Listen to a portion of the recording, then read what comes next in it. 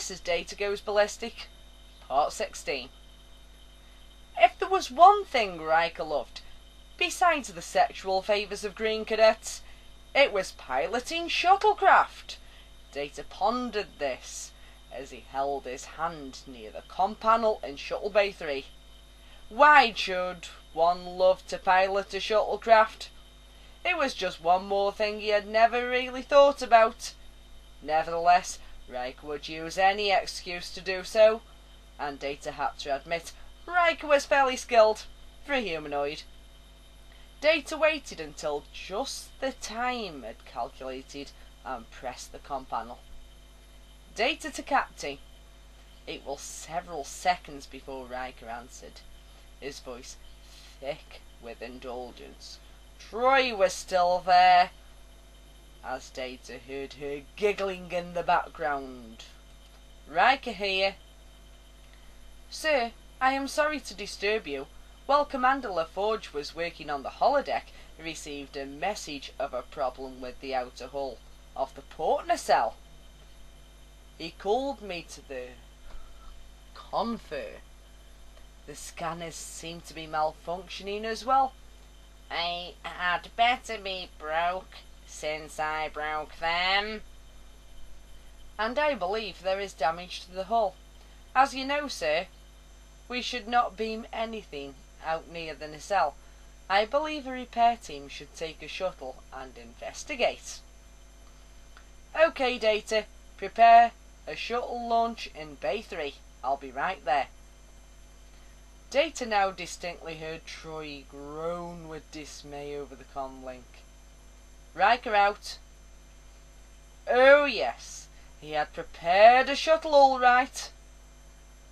Through a remote link from his quarters, he had instructed the shuttle's computer to jam the door, so Riker would spend extra trying time to open it. By that time, it would be too late. Data counted the seconds until Riker would walk through the door. Then the comm panel chirped. Data, I'm really not feeling up to the shuttle trip. Data heard Troy's laughter at the remark. Why don't you team out yourself and report back? Data was shocked, but managed to strangle. Yes, sir. He hurried to the computer terminal and tried to override the subroutine he had covertly programmed.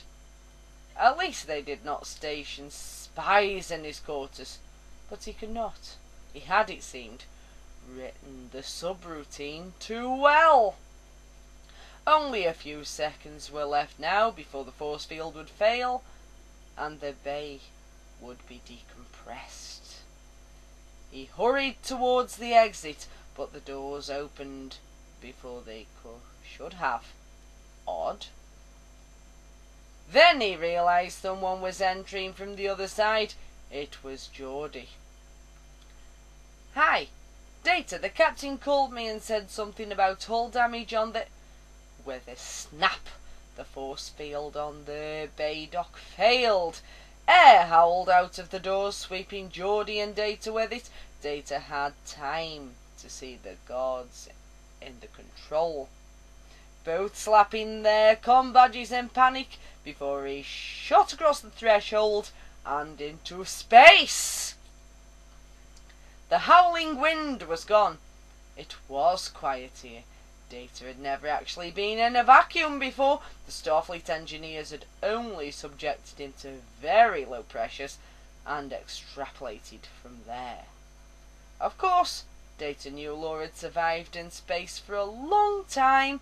However, when Data saw Geordie 201 meters away, he knew his friend would not be so lucky. Geordie slowly tumbling, his body was completely limp. Data did not see any more to know what he had done. It was supposed to be Riker. It was supposed to be Riker. Data's mind was still repeating this thought like a mantra when he found himself being beamed up.